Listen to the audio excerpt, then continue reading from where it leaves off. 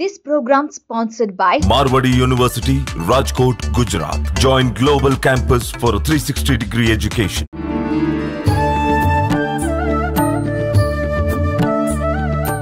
నమస్కారం, welcome to I dream. ధర్మ మార్గం కార్యక్రమానికి స్వాగతం. నేను విజేత. ప్రస్తుతం మనతో పాటు ఉన్నారు ప్రముఖ జ్యోతిష్యులు శ్రీ నందిబట్ల శ్రీహరి శర్మ గారు. ఇప్పుడు గురుగారితో మాట్లాడి మన సందేహాలన్నింటినీ నివృత్తి చేసుకుందాం. నమస్కారం గురుగారు. వాగర్థావివ సంపృక్తౌ వాగర్థ ప్రతిపత్తయే జగతః పితరౌ వందే పార్వతీ పరమేశ్వరౌ. సదాశివసమారంభాం శంకరాచార్య మధ్యమాం అస్మదాచార్య పర్యంతం వందే గురు పరంపరాం.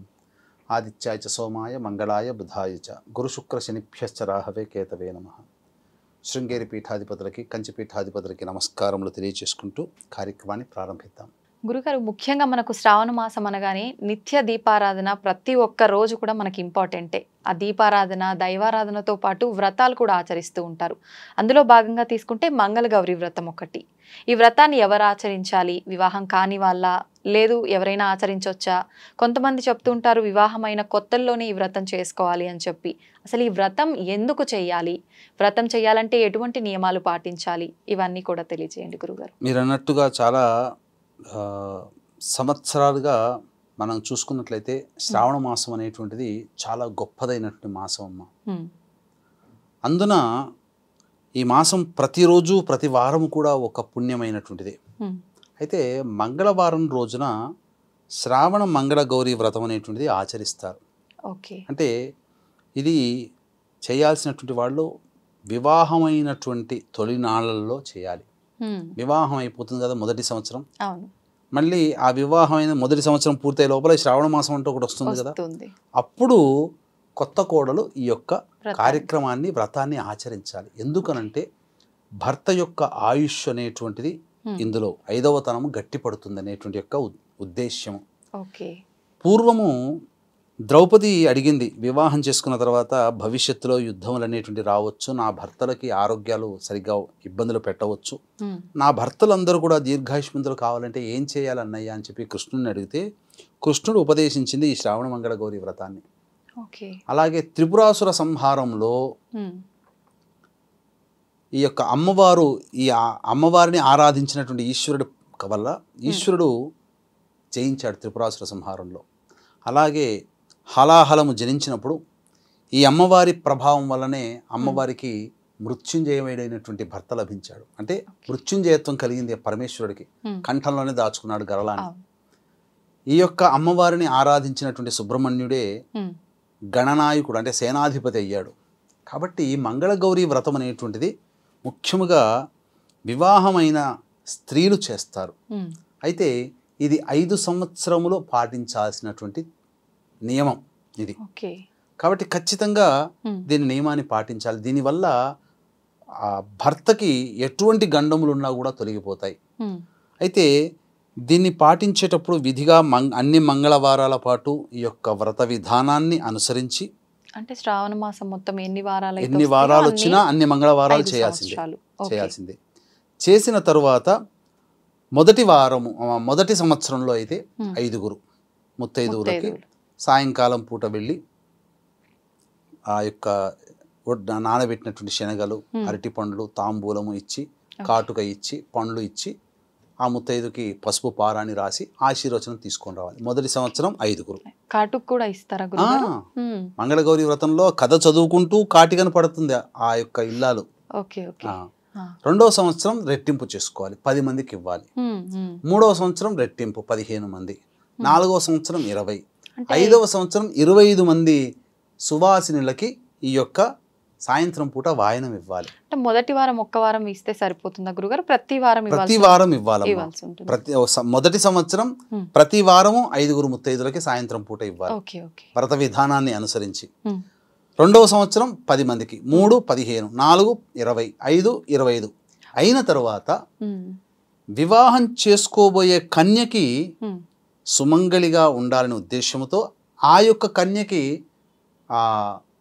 మన పుస్తెల తాడులో ఉంటుంది కదమ్మా, ఆ పుస్తెల తాడు అనగా ఈ సంబంధించినటువంటి ఆడవాళ్ళకి మనకు బంధనం చేస్తారు కదా, ఆ విధంగా మాంగళ్యం బంగారంతో చేసిన మాంగళ్యము, తర్వాత 30 2 జతల అరిసెలు ఒక గిన్నెలో పెట్టి దానికి మూత పెట్టి ఆ యొక్క మాంగళ్యము వస్త్రములతో సహా గాజులు ఇవన్నీ కూడా పెళ్లి చేసుకోబోయే కన్యకి ఇచ్చి ఆ వాయనాన్ని ఆ యొక్క వ్రతాన్ని పూర్తి చేయాలి.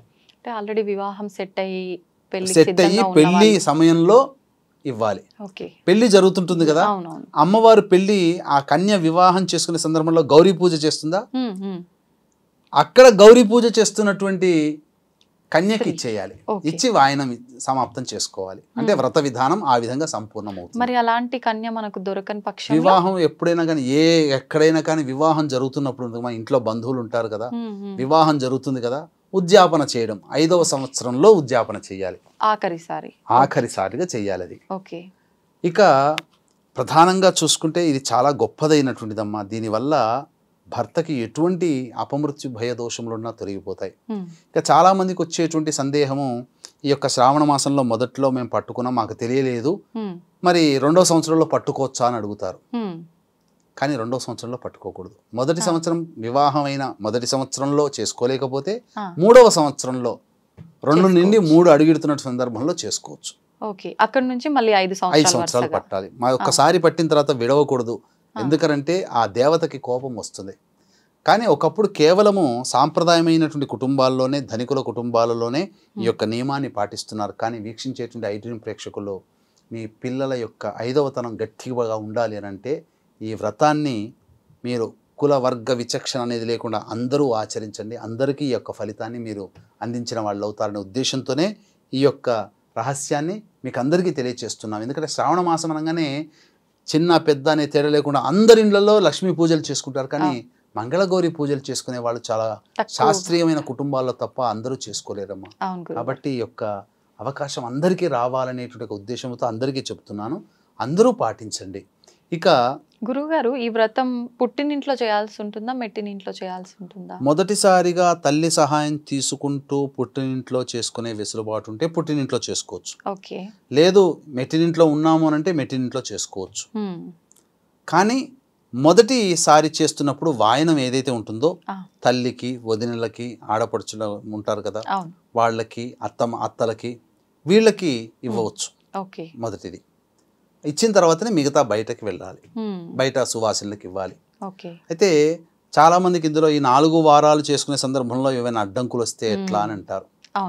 ఈ అడ్డంకులు వచ్చినప్పుడు అంటే రజస్వల అయిన సందర్భం కావచ్చు, ఋతుక్రమం అనగా ప్రకృతి ధర్మంగా మనం ఏం చేయలేం.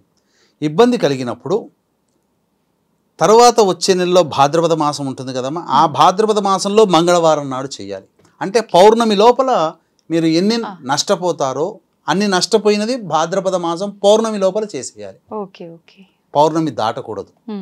ఈ విధంగా చేసుకోవాలి. దీనికి సంబంధించినటువంటి అద్భుతమైనటువంటి మంగళగౌరి వ్రత కథ ఒకటి ఉందమ్మా. పూర్వము ఒక గొప్ప మంచి పుణ్య దంపతులైనటువంటి బ్రాహ్మణ దంపతులు శివారాధన చేసుకుంటూ ఈశ్వరానుగ్రహం అందరికీ ఉండాలి, సంతానం కోసం ఎదురు చూస్తూ ఈశ్వరుణ్ణి ప్రార్థిస్తూ ఉంటారు. తపస్సు చేస్తున్నట్టే లెక్క.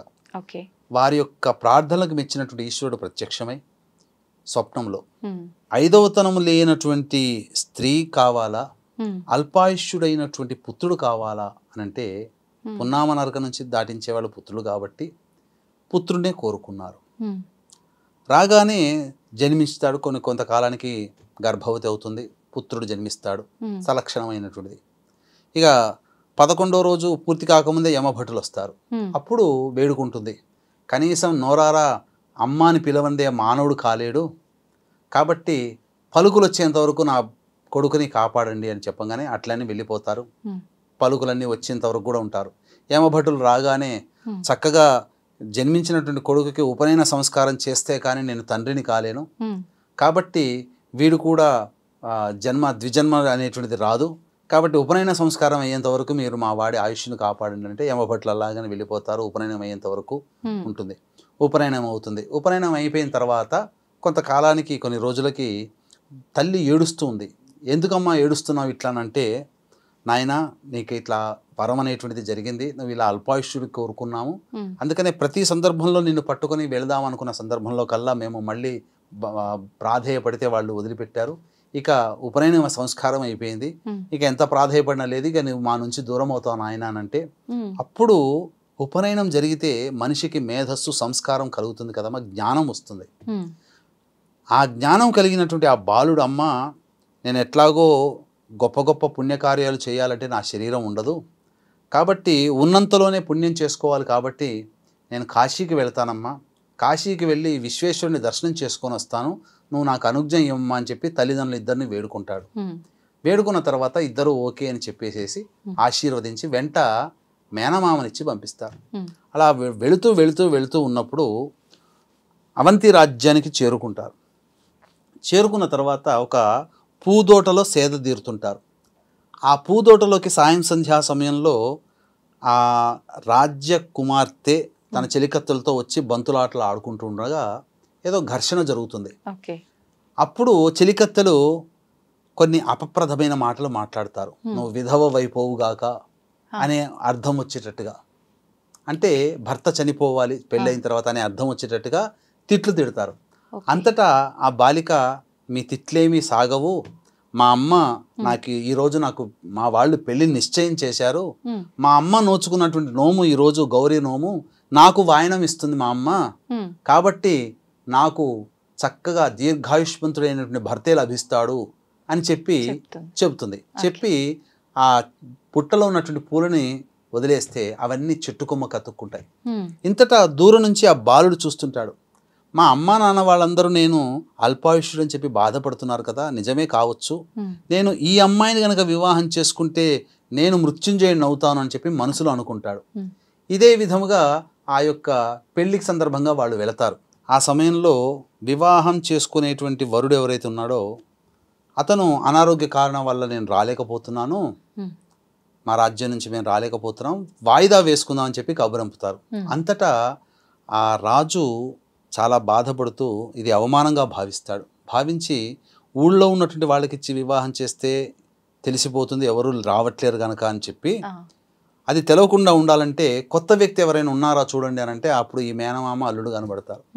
ఆ అబ్బాయికి ఇచ్చి వివాహం చేస్తారు, ఇతనే అనుకున్నటువంటి అని చెప్పి అందరి ముందర వివాహం చేస్తారు. చక్కగా వివాహం అయిన తర్వాత శయ్య నిద్రకు వెళతారు. ఉన్న తర్వాత ఆ అమ్మాయికి కలలో కనిపిస్తుంది అమ్మవారు. అమ్మ అంటే ఈ వివాహం అయిన తర్వాత ఆ రాజకుమారి తల్లి వాయనం ఇస్తుంది, గౌరీ వాయనం ఇచ్చిన తర్వాత ఆ అమ్మవారి అనుగ్రహం అమ్మాయి మీద ఉంది కాబట్టి కలలో కనిపించి, అమ్మ నీ భర్తకి ఈ రోజున ఒక పాము కాటేయబోతుంది, నువ్వు రక్షించుకో నీ భర్తని అని చెప్పి చెప్పడంతో దడాలమని మేలుకుంటుంది.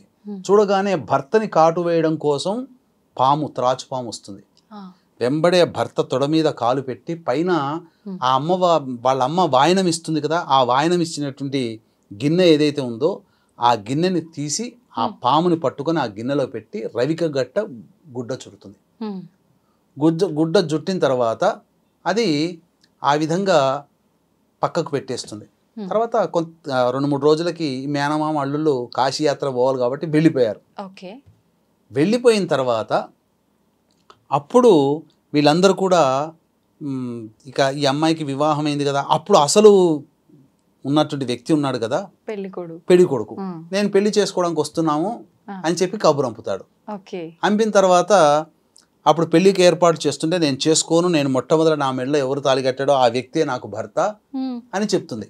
అంటే నీ భర్త ఏంటమ్మా సాక్ష్యం అంటే ఈ విధంగా చెప్తూ ఆ భర్త ఆయుష్ పోతుంది అనగానే ఇట్లా పాము ఇలా కరవడానికి వచ్చిందని చెప్పి అప్పుడు తాను ముడి వేసినటువంటి కుండలో ఉన్నది కదా తీస్తే అది బంగారు పాము అయి కూర్చుంటుంది.